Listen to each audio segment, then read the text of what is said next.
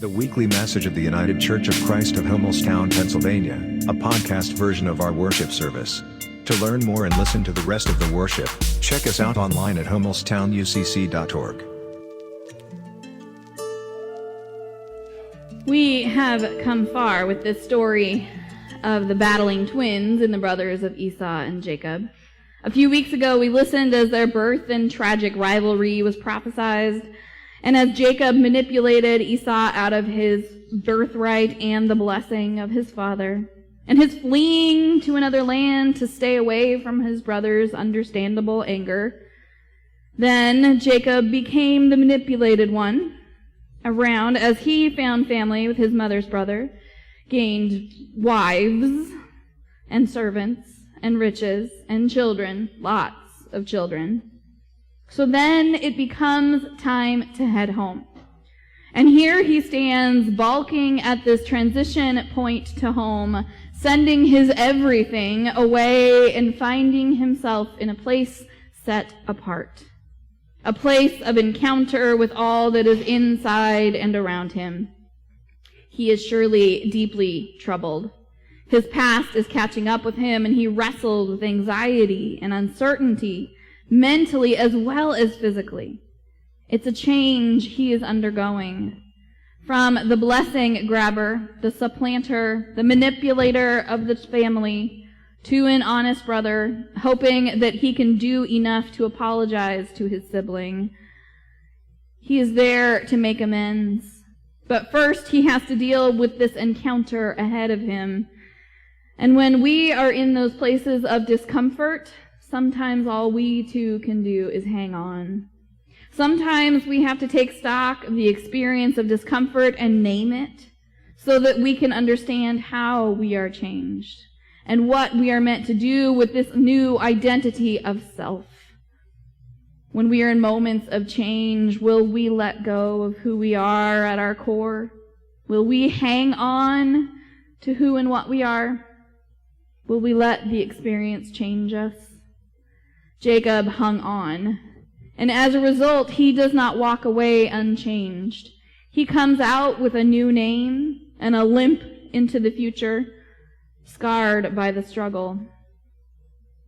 As Tyla and I spoke about during Children's Moment this past week, the three of us attended our conference's intergenerational camp, just one part of Hartman Center Spirit Week, and it marks a new era for the outdoor ministries of our conference. A return to Hartman Center, but no longer a Penn Central property, as the guests, hosted by our new ownership. This new era of outdoor ministry means that we cannot assume that we are in charge. We find ways to listen for how change and development will come to a place treasured and well remembered by many in our community, our conference. It won't be the same, but it will be magnificent. Camp was an annual activity for me as a kid, from about third grade on. There was always a week away at camp in my summer plans. It was where Sam and I met, and where I came the closest to my vocational calling as a young person.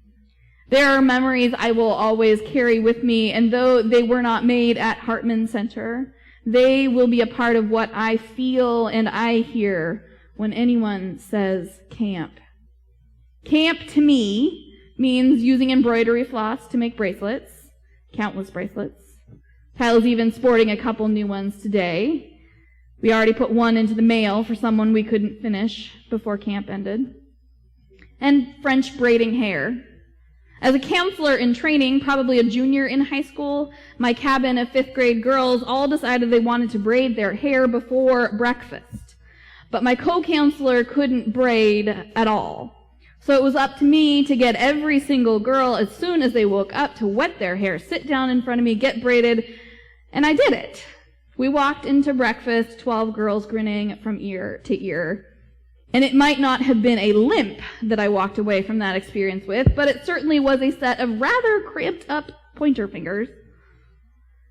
Camp also means smoke in the eyes and staring at glowing embers while stories are told around the fire. sometimes even late into the night. For Jacob, there alone on that stream bank, there was no light and warmth of the fire to keep him warm. Likely no singing of halle, halle, hallelujah. Not really any storytelling, but sitting in the near dark of the wilderness, watching the world gather darkness as a curtain. Pine trees surrounding you, opening the world up. In those starlight encounters, in the darkened hush of the animal kingdom heading to sleep, while the nocturnal night shift starts up, there is a space for something more. In that place, I, too, can understand wrestling. Wrestling with our inner demons, the parts of me that say I am not enough. Wrestling with our shame or failure, and holding it even more closely. In the dark, we might not be able to see that which we hold, but we can feel it all the more. And sometimes in that place when we feel so much more, life doesn't play fair. This is true of Jacob's story as much as our own. Homesickness was always hardest for me and for the campers I sat with in that beginning night darkness. By the time that sleep would take us into dreamland, the exhaustion from the day spent with that good fresh air would allow for sleep to come heavily. But it was that part before sleep, when in the darkness you couldn't see why you missed home, but you knew, you could hold on to, you could feel that hole made where someone, something, some pet or blanket should be. In that space, we too wrestle with angels. To prevail, though, we must be willing to hold on to that thought, that feeling, to allow it to morph and tussle so that we can make peace, so that we can delve deeper into the liminal space. The closer we get there to the veil between the realms, the closer we get to God, and in God to see those we will share that morning dew-filled world with, as companions on this wide journey. In the darkness, it might not fight fair, the pain and traumas of life, when history might put our hips out of joint, but that doesn't mean the pain wins. Jacob wrestles with the unknown and is able to get the better of it. It is knowing that they are losing that changes the course of the battle. That's when they fought dirty. We can and will hold strong if we can hold fast to what is good. When we take command of our anxieties and our unknowns. In the camp dawn air, homesickness is driven away. Anxiety and sadness change their tune. It's no coincidence that Jacob is blessed in the morning, that he gets at least some part of an answer from his wrestling partner. When the dawn breaks, when birdsong fills the air again, change seems so much more possible. Strength is regained. Ready for a new day of so much more to experience, so much more world to explore.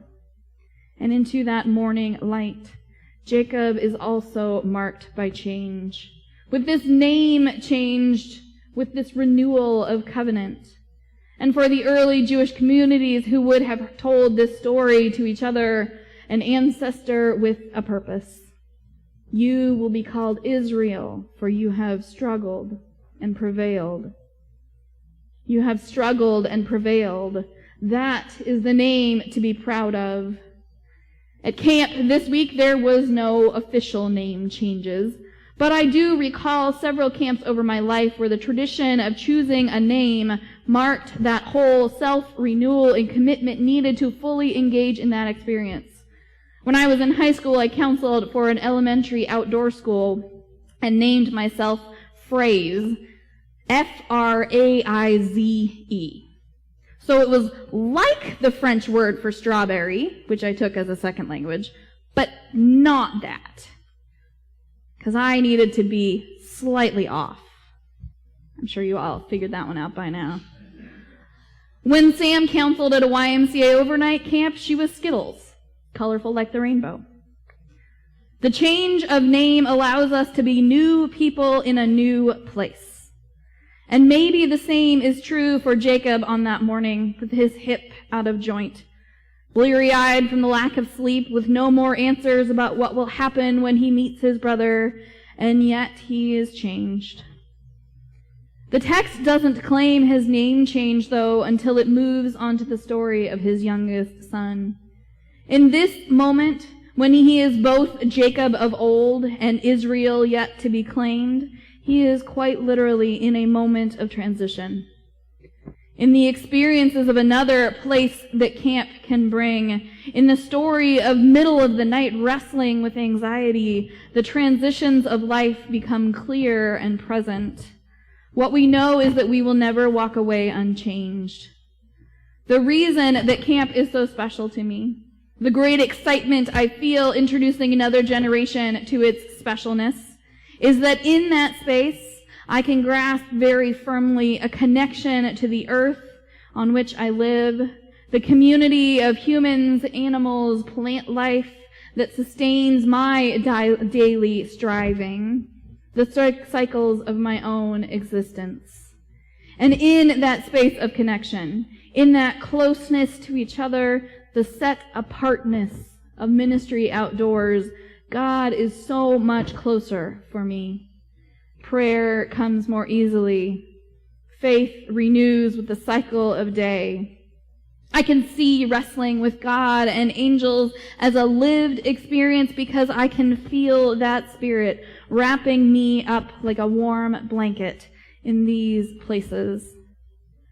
No matter where we go, whether we are camp people or not, whether we have attended camp in one place or dozens, our 50th year or our first, camp is about experiential faith.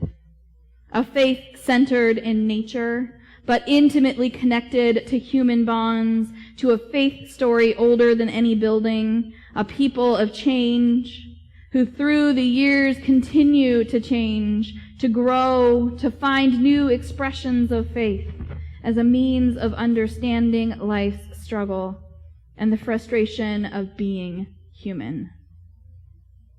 So next year, the last week of July and into August, join Tyla and Sam and me and those from other churches near and far at the UCC neighbors that we have as we seek God together, as we find meaning in the making, as we wrestle with faith and come out changed, hopefully not actually limping, but even if we are, let us be church limping, hopping, leaping into the future.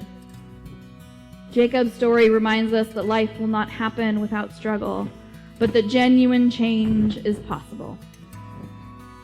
So next time at Hartman Center, let us be Hummelstown UCC Outdoor Ministries, changed and growing. Amen.